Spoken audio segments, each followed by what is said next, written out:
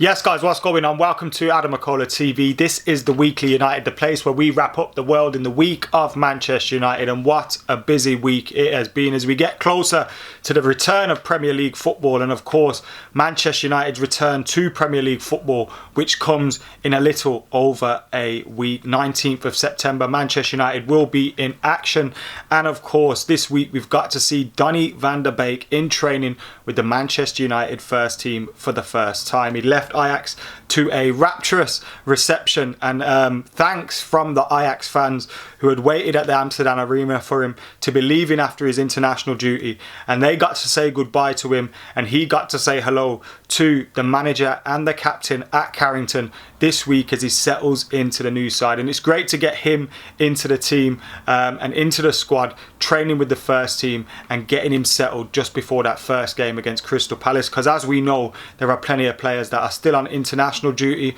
or like Paul Pogba have had the coronavirus or an injury or whatever, and aren't going to be able to be involved for the whole of this pre-training week, I guess. So we need to see some of our players getting settled in, and it's great to see him getting settled in. When you look at Martial, what he's done for France this week, Bruno, what he's done for Portugal, Maguire's in training with Donny van de Beek, we seem to have a good spine to the team there, set up and ready to go, and hopefully fit to go for that first game back. But that's not what we're here to discuss today. We have got loads to discuss in relation to Jadon Sancho this week, Chris Smalling, Hannibal Mejbri's on fire. United have signed another youngster from Spain as well. After we snapped up Real Madrid and Barcelona young fullbacks, we seem to have gone back in for another one in Spain.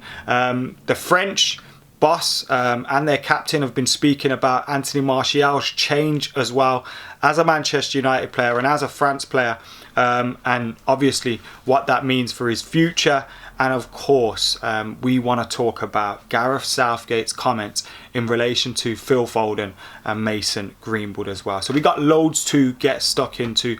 Make sure you're keeping it locked, you're liking, commenting, sharing and subscribing and all that good stuff as well. Get your thoughts on everything that we've discussed today in those comments below. And first up, we are talking about Jadon Sancho. This week, the BBC reported that Manchester United break the impasse in potential deal for Borussia Dortmund winger. Now, this was based on reports which we heard from various different members of the British press pass. Now, those guys were clearly briefed by somebody, and it was the reliable British journalists, if you could say. There is a handful of them, and those guys were the ones that were clearly briefed.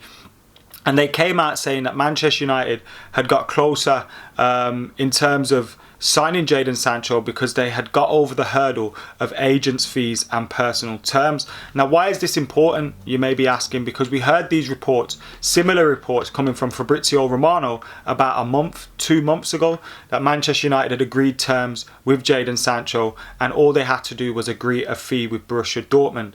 Now, we may be hearing this in the British press now and confirmed by the British press, because obviously Fabrizio Romano will have different sources to them. Fabrizio's sources may be on the Dortmund side of the deal, or the agent side of the deal, or a lawyer involved in the deal, or somewhere around there, because there's obviously intermediaries involved in this deal as well for some reason. So he will probably get his information from there. Now, these guys in Britain, and Simon Stone, who's written this for the BBC, and all those other guys that the British journalists, they'll get their sources or their information or their insider knowledge from the Manchester United side of the deal. Now, why will Manchester United be reporting that we are, closer to a deal? It will be because they are more confident of a deal happening. Now, it may have been that 2 months ago we had already agreed terms and all that kind of stuff with Jadon Sancho, as Fabrizio Romano reported, but United have only become comfortable in letting that being known around now because they feel they're edging closer to a deal with Borussia Dortmund. Obviously, there's a lot of talk has gone really quiet between the two clubs in the last couple of weeks. Dortmund were really loud about selling Jadon Sancho, and it's all gone quiet.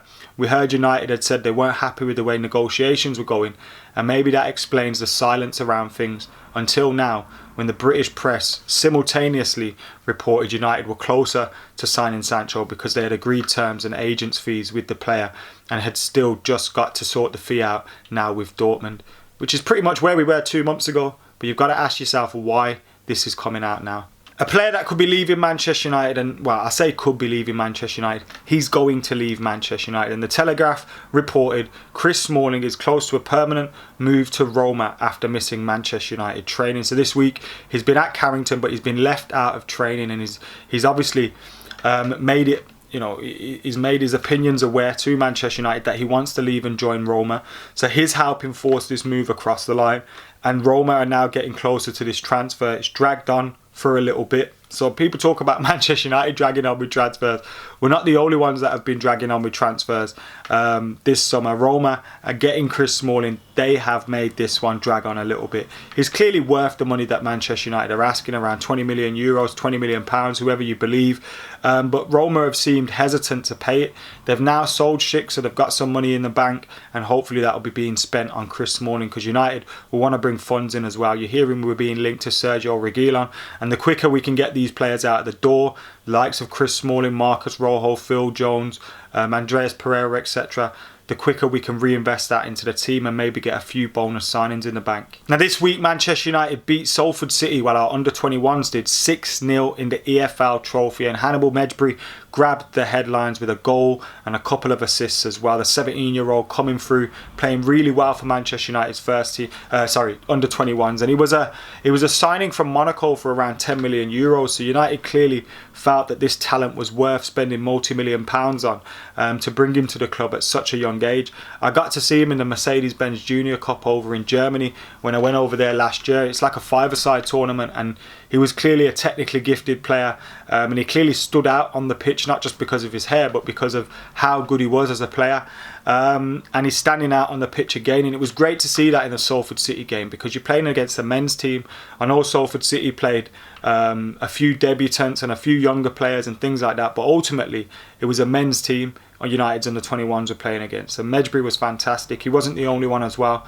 A few other players grabbing goals, Elanga playing well, and it was good to see from Manchester United's 23s after a pre-season where they've started and there was a bit of criticism for him. It's great to see him get a result like that, and that will help build the confidence. And for Mejbri, who's going to be proper involved with the 23s and therefore much closer to the first team this season, I wouldn't be surprised to see him appearing on the bench or in a match day squad here and there, maybe coming off the bench. He's that talented, but it's going to be good to watch him grow and continue to grow in the 23s this season, and maybe edging him with a shout of playing for Manchester United's first team. We don't need to rush him though.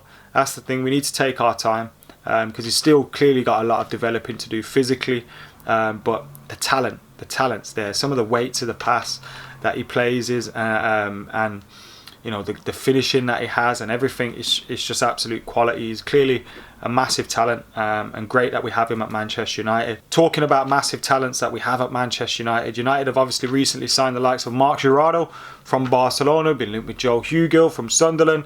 We took a fullback from Real Madrid, and now we look like we have snapped up one of Atletico Madrid's young stars, Alejandro Garnach. He is an attacker. He grew up idolising Cristiano Ronaldo, and he's opted for Manchester United over Real Madrid and Dortmund. And Manchester United have been very active in the market this summer in terms of bringing in those academy players. We've heard us linked with another young player from Partizan Belgrade who's believed to stay out there on another year on loan, Stevanovic. We've been linked with obviously those players that I mentioned before, and now we're bringing in this Atletico Madrid player. It's great to see United's forward thinking, bringing in players that are around 16 years old that, in 3-4 years time they'll be ready for your first team, could be massive talents. It saves you splashing out big fees on these players, and if they don't develop for United's academy and become first team players for us, you can probably sell them on for a decent profit anyway. So it's good business by Manchester United, and it's good to see us signing up these players and players opting to come to Manchester United as well, because there's clearly a plan for development and their progress through to the first team.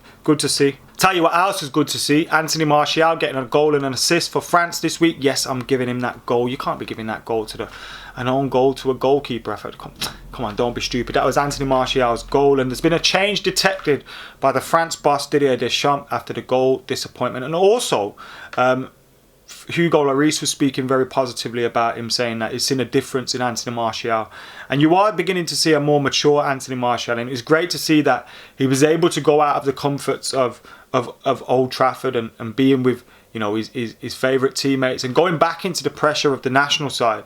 Obviously Manchester United's big pressure as well, but I mean in terms of, you know, he knows everyone loves him at Man United. In France he's still got something to prove. He hadn't played for them for 2 years before his recent call up, and then he comes in as a sub against Sweden, wins a penalty, and then he gets a goal and an assist in his next game when they beat Croatia 4-2. And he's really impressing the France boss, the players around him, and there's clearly a difference in Anthony Martial. He's always had the talent, he's always had the ability to score goals and do all that, but we're seeing a consistency and a maturity at the moment. And again, we spoke about Van der Beek being ready for the new season, Maguire, etc. Having Anthony Martial ready for the new season, when you consider, you know, Greenwood, and we'll speak about Greenwood in a bit, and then you look at Marcus Rashford as well, with, you know, coming back from injuries and things like that. It'd be great to have Martial firing up top because we need his goals. Now, I said we'd talk about Southgate and Foden. Check this out. Southgate says the Foden-Greenwood controversy influenced cautious team selection as he was conscious of criticism if England were too open. Can you believe this shit from spineless Gareth Southgate? Can you believe it? Like, it's absolutely unbelievable. So, Phil Foden and Mason Greenwood break coronavirus rules. Okay, they don't end up training, so they don't interact with any of their other teammates. They're obviously in the wrong for what they've done, and they need to learn from their mistake, and they need to be punished for that. They were punished in being sent home from the international squad. They've gone home, they've apologised, whatever, and now they're getting blamed for the manager's tactics or lack of tactics or lack of creativity. Did they pick your team selection? Did they pick your squad selection? Are they the guys that overlook the likes of Jack Grealish and James Maddison in order to play 3-4 fucking defensive midfielders?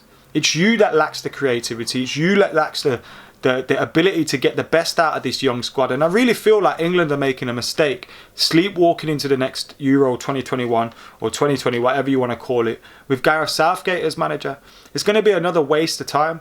You look at the World Cup, people will say he got to a semi-final. We beat Tunisia, Panama and Colombia on penalties. Lost against Belgium and Croatia, the only decent sides England came up against. They lost. And this is a squad that is full of talent. Rashford, Sancho, Kane, Sterling, Mason Greenwood, Phil Foden, Jack Grealish, Maddison. Like, all these players that are coming through for England, and I missed Dele Alli. You know, even further back, Jordan Henderson's the captain of the Premier League and Champions League winners. As much as I don't rate him, he's clearly a player that they could build that midfield on. But they play 2-3 dire sideways passes to Winks and sideways passes to Rice, and like, they're wasting all that talent with a manager like Gareth Southgate. And to just show you how inept he is, show you how spineless he is, he blames his lack of tactics and his lack of being able to get a result on Phil Foden and Mason Greenwood for their mistake. Look, they made a mistake, fair enough, but how has that affected your tactics, your decision making? Doesn't make any sense at all. They didn't pick your squad. They didn't, you know, Jack Grealish got into the squad because of injuries. He should have been in one of the first names in the squad.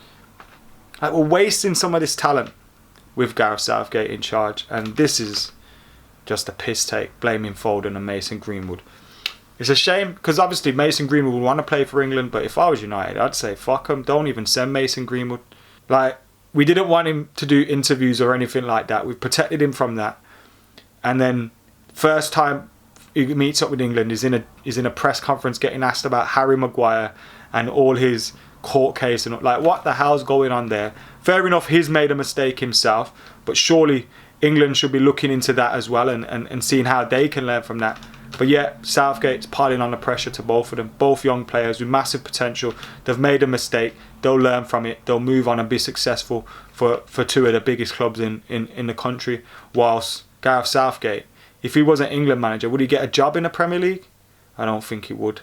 Anyway, let us know what you think about all the things we've discussed today. Donny van der Beek in training with United, Jadon Sancho, Chris Smalling, Hannibal Mejbri, of course Alejandro Garnach as United snap up another youngster, Anthony Martial and his maturity, and Gareth Southgate and his spinelessness. Let us know your thoughts in the comments below. Keep it locked, like, comment, share, subscribe, join as well if you can. And for now, I've been AdamMcKola. I'm out of here.